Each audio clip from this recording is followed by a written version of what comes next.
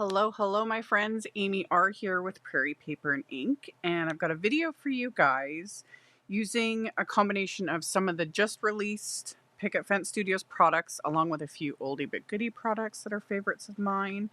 I used Olo markers, which are new to me. So I did a bit of coloring with those. I did a bit of mixed media, some die cutting, shimmer, all the things. So as always, links to everything I used will be in the description box below the video. You can just expand it. I'll have a supply list. I'll link to everything I used, and then keep watching and I'll show you guys how I made this card.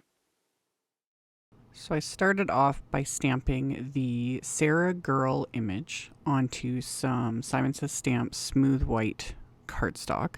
So I just lined it up in my MISTI and then inked up and stamped the image in Simon's Intense Black ink, which is an alcohol marker friendly ink. And after I stamped the image, I was like, there's some space along the top of this piece of cardstock. So I also pulled a few of the outline butterfly images from the new Wreath Building Butterfly Wings stamp set, because I was planning on using the sentiment from the set on the inside of the card, and then I was like, ooh, I'll add the little butterflies to the outside as little like embellishments. So I lined up a couple of those on the cardstock as well, and then same thing, just ink those up and stamp those with that intense black ink. So after I got those stamped, I'm going to color everything in with Olo markers. And Olo markers are completely new to me. I just recently got my hand on them. I know that the way I'm coloring with them is going to drive people crazy. I haven't connected them. I haven't made up my mind yet how I want to connect them to be like a proper sized marker. So I call these little stublets. They're just a half marker. Right now, this works for me. Long term probably won't, because yeah, I can see myself maybe starting to have issues. I was for the most part fine doing all this coloring this way. Like, it didn't really aggravate my hands because I do have issues with my hands. But yeah, I just haven't decided. I don't really like the idea of having two different shades on one marker. So we'll just see what happens. But so far so good. So because these markers are new to me and this is literally the first image I've ever colored with them, I went lightest to darkest, which when I color with alcohol markers, I don't do that. I go darkest to lightest. It's just faster and more convenient, but you definitely have a lot more control when you go lightest to darkest. And yeah, my just right out the gate first impressions so far, I'm liking them. They blended wonderfully, laid down color. It was good. It was good. I like the brush tip. That's about all I have to say so far regarding the markers, because until I really, really put them through their paces. But yeah, my first impression with them, they were good. So I colored in her skin first. When I do color in people images, it's just habit. I do the skin first, and then I go in and do the hair, and that just is what works for me. So I did her skin. I did kind of a lighter pink, added a bit of kind of a blush there, and then blended that out. Again, was quite happy with how the colors kind of layered onto each other. And then for her hair, I kept it super, super simple, and I just used one color. This is one of the things I really love about the Picket Fence girl images is the hair is incredibly detailed, and I find I just don't need to do any fancy blending or anything like that, because all the detail is already there. Like it's there. So I don't feel like I have to do anything like special, to make it look good. It's like, oh, it's already done. Good. So that's all I did. I just colored it all in one color. Super simple. So after I laid that down, I decided for the little like accessories, like the feathers in her hair and the butterflies, to do sort of an aqua combo, because I was did all her hair brown. I love brown and aqua colors together. They just look so nice. So again, that's what I did, and I did again the lightest to darkest, and then just went back in with my lightest to blend it, and I was happy with it. So again, very simple, sort of basic coloring, and sometimes that's all it's needed.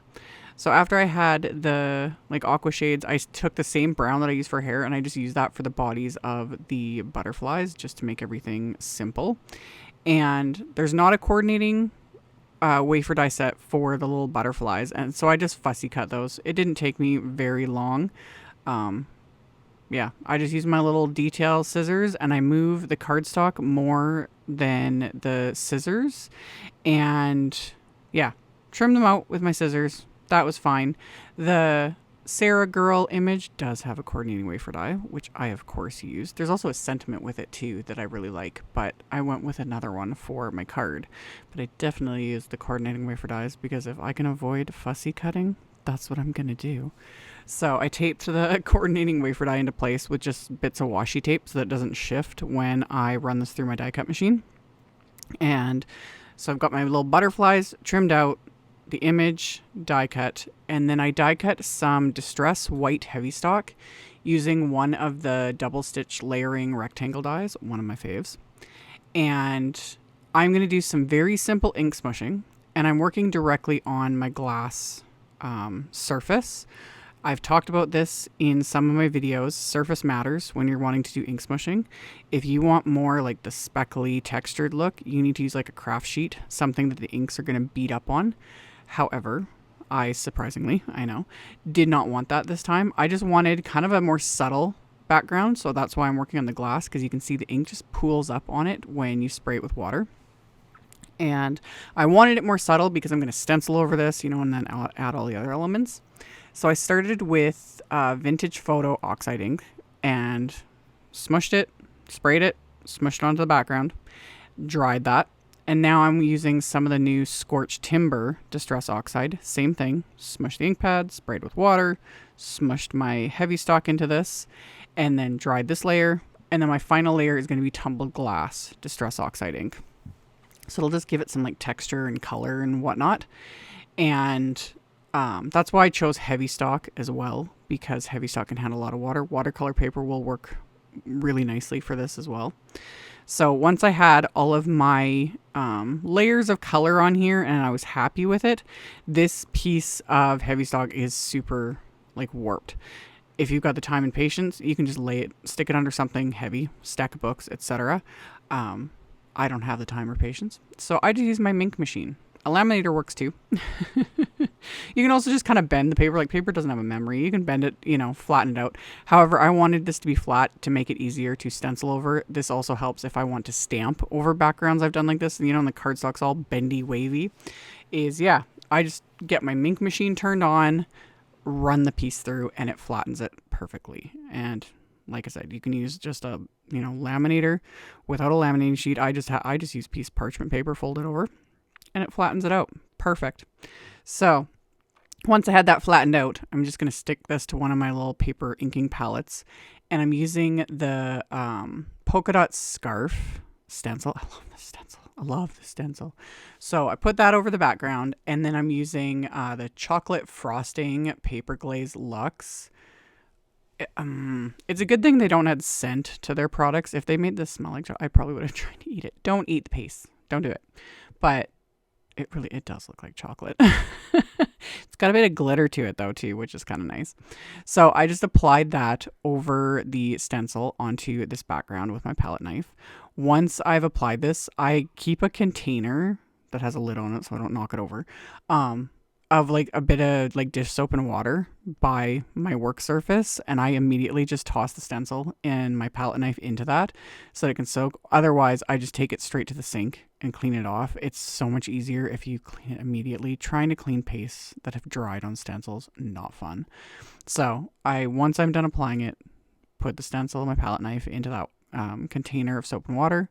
I remove my background from the palette, and then I just use my fingers to remove any bits of the paste that were going past the edges. You can also just let it dry and then trim that off with scissors. That works too. Like whatever suits the person.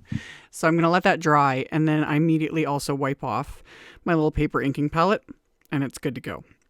So letting that background dry. And then I had pulled out the Soar butterfly wafer die. I love this butterfly. It's huge.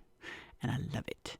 And I die cut it from some surf blue cardstock, and then I stuck it to my paper inking palette, and I'm using peacock feathers and Uncharted Mariner Distress Oxide inks and my little pint-sized paper pouncers. I'm starting with the peacock feathers and just blending it out, like pouncing the ink on from like the center of the butterfly towards the edges of the wings. And then I'm applying that Uncharted Mariner more towards just the center. So I'm getting a similar kind of look to the butterflies that I colored with the Olo markers. So just pounce that on, kind of blended it a little bit more with the peacock feathers. And then same thing, wipe off my little palette, good to go. So my background is dry. I wasn't originally going to use the outline die that comes with this, but I ended up die cutting some vellum with that because the background is quite busy like that with the pattern and everything. So I die cut the vellum and then adhered them together with a little bit of craft tacky glue. So then that way the butterfly stands out a little bit more against that busy background. And then my sentiment is from that same double stitch layering rectangle die set. This is one of my favorites. I've used this one so many times, and I just die cut this from scraps of that same surf blue cardstock and stacked them together to give them dimension. So I just applied craft tacky glue, pressed all these together. So I've got 3 layers stacked up to give this sentiment a bit more weight, and it just looks better in my opinion. So stack those together, and then I did the same thing as I did with the butterfly. I just stuck this to my little paper inking palette, and I'm going to pounce on those same 2 shades of oxide ink, so the pink peacock feathers and Uncharted Mariner. And making this card, it reminded me that it's like, oh, some of these oxide inks I need to re-ink. These ink pads. I use them so much. You can start to tell after a while. It's like, I need to, smush them a little harder or press my pouncers into them a little bit more to pick up enough ink. It's like, yeah, it's time. They're starting to dry out a bit. So anyway, pounced on the peacock feathers oxide ink and then added the Uncharted Mariner along the bottom and just kind of blended those together. So again, I get that just kind of ombre sort of look, which I just love. So once I've got that onto the sentiment, same thing, wipe off my little palette, move on to the next step, which is what I'm going to do on the inside of the card. So I die cut a piece of lightweight cardstock using that same double stitch rectangle wafer die. I've cleaned off the polka dot scarf stencil, and I'm using Tumble Glass Distress ink instead of oxide. I prefer, because since I'm covering the entire background where I'm going to write, to the recipient, I prefer using like regular inks for this, not oxides. It wouldn't make a huge difference, but sometimes I like to be picky. I sometimes find if I use a lot of oxide inks on the insides of my cards, it's a lot harder for my pens to write because they kind of catch on the ink because oxides sit more on top of the cardstock, if that makes sense. So I just switched to the regular distress ink and a lighter hand. I'm using one of the Picket Fence blending brushes and a light hand and just blended that pattern. I could have left it just like this. I think it's nice. It gives it that extra something. The stitch line, does the thing.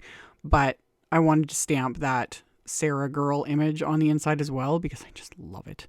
So I inked that up with the Scorched Timber Distress Oxide ink. So I stuck that panel into my MISTI, stamped that with the Scorched Timber Distress Oxide ink, and then I pulled the sentiment from that Wreath Building Butterfly Wings set, lined that up, and that I'm going to ink up and stamp with VersaFine Claire Nocturne ink. So I got a lot going on the inside of the card, but that's how I like it. And again, I will just write over, all the things. And this is quite a large panel because this is going to go onto a 5x7 card. So this panel's a little bigger than 4x6. I think it's like 4.5 by 6.5, roughly. Something like that. 4x6 at least, anyway. So once that inside panel is done, now I'm going to start assembling everything for the card front. And I pulled out some baker's twine because that's just what I've been obsessed with again in all my card making lately. It's like everything needs baker's twine. So anyway, wrap that around the card front and then use my little reverse tweezers to hold that knot in place. Tied my little bow. Once I was happy with it, trimmed off some of the excess with my scissors. And then my card base is some dark chocolate cardstock that I cut to 7 inches by 10. scoring that at 5 inches. So this will be a side fold 5x7 card. So I got that scored and reinforced the score with just the side of my bone folder. And I did that because I want to use my card front. I'm just going to hold this in place. I'm not adhering anything yet. But this gives me a bit of a guide because I wanted to apply the butterfly and have it kind of hanging off the edge of the card front, but I don't want it to hang past the actual card base itself because I want this to fit in a standard, 5x7 envelope. So holding that in place just shows me where I can put this butterfly. So it kind of hangs over the edge for that little extra visual interest, but it doesn't hang past the actual card base. So I adhered the butterfly, again, just applying adhesive right where the body is so the wings are popped up a little bit. And then the little Sara girl image that I'd colored and die cut, I popped that into place with a bit of foam tape and pressed that into place. And then I cut some little bits of foam tape to stick behind this die cut sentiment because it needs to adhere over top of all the dimension I just created with the main image there. So got that popped into place. And then more foam tape on the back of this panel because I've got the bulk created from the baker's twine. Plus this will help flatten out the background because after applying the paste, all the things I did, it was still a little bit wonky, not much, but the foam tape is definitely going to completely fix that for me. So I've adhered the panel to the inside of the card just with craft tacky glue. And then I'm going to adhere the card front to the card base. And then I'm going to adhere those little individual butterflies that I had stamped and colored and fussy cut. And then as my final little embellishment, I'm going to use my Nouveau Aqua Shimmer pen to add some glitter, which doesn't look like anything when I'm doing this on camera, but I'll show at the end with my flashlight, the actual glitter and shimmer and everything. So I did the same thing with these butterflies. I applied glue just behind the body and I kind of bent the cardstock a bit so the wings are popped up. And I had to be careful and kind of hold them in place because the glue wasn't dry when I'm using my Aqua Shimmer pen. So I painted the little butterflies, her little hair accessories, even the little braid in her hair with the Aqua Shimmer pen just to give it that little extra sparkle that I love. And then, painted all the little wings of these individual butterflies with that as well. So they've got sparkle, but it's not too crazy. Just when the light picks it up, and then you actually see the shimmer, which goes nicely too with the sparkle of the embossing paste as well, because that paper glaze Luxe, straight on, doesn't really look like a whole lot, but in real life, and when you tilt it in light, you can see the glitter, and it's amazing. I love it. So anyway, there's the shimmer, sparkle, fabulousness. And that finished off this card. So like I mentioned in the intro, I will have links to all the things in the description box below the video. So if you just expand that, there'll be a supply list with links to all the supplies I use. So you can check that out below if you are interested. Thank you all so very much for taking the time to watch this video, for thumbs upping, commenting, letting the robot overlords know you guys like what you're seeing. Subscribe if you haven't. I'd love to have you. And I will see you all very soon in the next video. Bye.